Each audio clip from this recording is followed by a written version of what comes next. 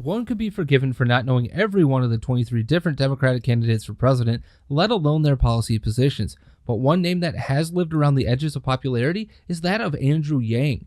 He's made headlines for his bold thoughts on policy to date, especially when it comes to jobs and the future of the American economy.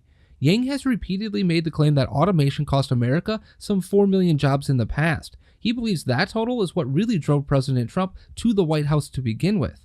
Given his belief that automation is only going to continue to rise, and who can refute that given the news from Amazon as of late, Yang wants to give every American between 18 and 64 a whole $1,000 per month in UBI.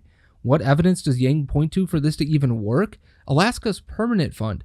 There's just one problem with that. The state paid out just $1,600 per person for the entirety of 2018. That's not even enough to live on in sparsely populated Alaska.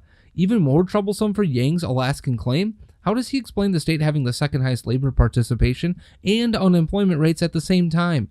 After all, there's a basic income that should make one of those two things untrue. As for the national scale of Yang's UBI plan, it would cost about $3 trillion a year, and there would be a 10% value-added tax imposed to help pay for it all. The result? Yang believes the economy would grow between 12.5% to 13.6%. There's just one problem with it all. It's all based on a lie.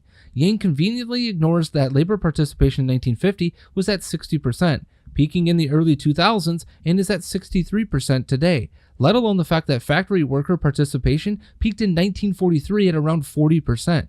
The reality is we are undergoing a shift, but it isn't something we haven't dealt with before and won't deal with again. I'm Andrew Coppins, and this has been By the Numbers. You can follow me on all the socials at The Coppins Show.